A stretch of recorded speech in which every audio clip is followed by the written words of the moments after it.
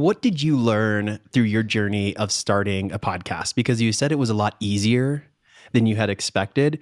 So this podcast was a year in the making, and it was really just getting and convincing Darryl to do something like this for an entire year, because I was really nervous about what it would look like, to have content every single week, the whole Yes. recording process, putting myself out there, and then it's out there, and then it's out there forever, all the Yes. fears there. What was it like for you?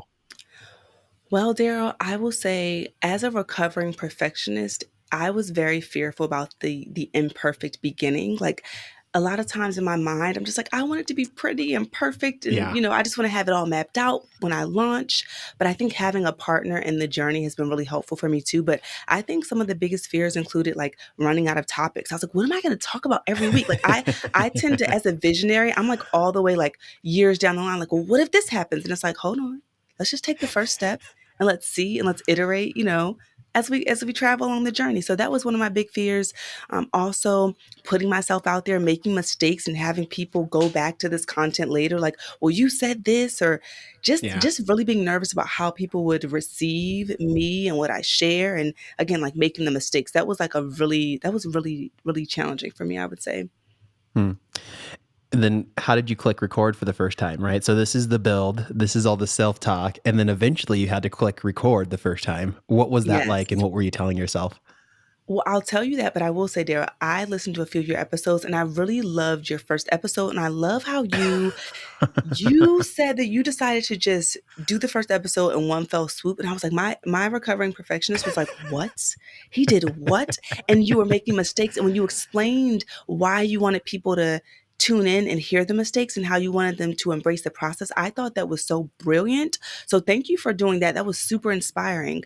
I would say, well, what we did was we did a little bit of practice first. Like we did, my co-host and I, we met in Hmm. person and we like propped up the camera and we just kind of talked for a bit to just get our swag and our style and understand like how do our personalities connect around the topics. How do we, like in the beginning we had to kind of find that balance between interrupting one another, because I know with my friends when I talk, we're like interrupting each other constantly, but it doesn't sound very good on a podcast platform, right? Yeah. So we were trying to figure out that balance. And so for us it was like a few just recording content that wasn't really going to be public for anyone to kind Hmm. of practice and get a feel for our voices.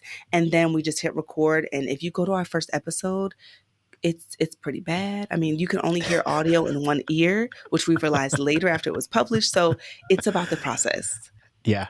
And it is about the process because thank you for listening to the first episode, by the way. It's funny because that episode continues to get dozens of listens every week. And I'm like, why? But now that you're explaining that, I didn't realize how important it is to share that at the time.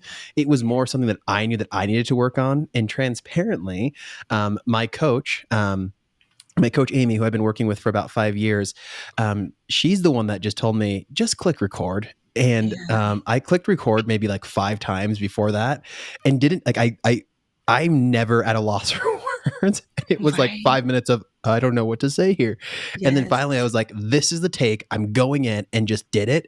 And I think it's so important to really lean into what you just said here, and then what I'm saying is having that external party to kind of like help you through the tapes that you have on your own is so Yeah. important for things to truly become successful. Yep. And, I am a recovering perfectionist as well. And when I think about where this perfectionism came from, it really came from this concept of conservative Blackism, if you will, and this conservative Christian Blackism of here's impression management, and you Yeah. always have to have the best impression of yourself, or Mm. you're going to be rejected. Like it was that black and white. Before I go on, did you experience similar talk and tapes? Yeah, absolutely. It kind of makes me a little teary-eyed too, because it kind of reminds me of just how uncomfortable I was, like in my own Yeah. skin, growing up in that environment. I think that for me, church did have a lot of value, and there were some pivotal moments that I had, and I learned more about myself. But I think about like this level of bondage I kind of felt like I was in, like Mm. denying parts of myself and just being uncomfortable with who I was. So it was coupled with, the religious dogma, but also with like struggling with low self-esteem and depression Yeah. from being abused. And so putting all of that together, not feeling good enough and struggling with unworthiness and things of that nature, it was very detrimental detrimental, to my growth and development. But now being on the other side, I am grateful for the journey and, who it's made me become, but definitely challenging stuff to navigate for sure. Yeah.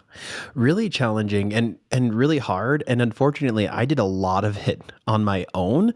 And I look back, and if I was to change one thing, it would have been creating more room for connection and community. Like, I mean, you all talked about, the three of you talked about it so well in that sisterhood episode, that I think anyone that's listening to this should go listen to the podcast. We'll leave links in the show notes, because yes, all of my male listeners, it says sisterhood a lot and it's talking directly to women. But if you can move away from that masculinity lens and lean into what's here, what's underneath the conversation that I think is so powerful is moving from an individualistic view of walking through life to a collective view of walking through life, because there's so many benefits in it. And the number one benefit is what we're doing right now, is that validation. Oh, you went through Yes. that? Me too. Oh, we should take a breath together, because that was hard. That journey period was hard. And Yes. sometimes that's all you need. It's Hmm. more, but sometimes that's all you need at that moment.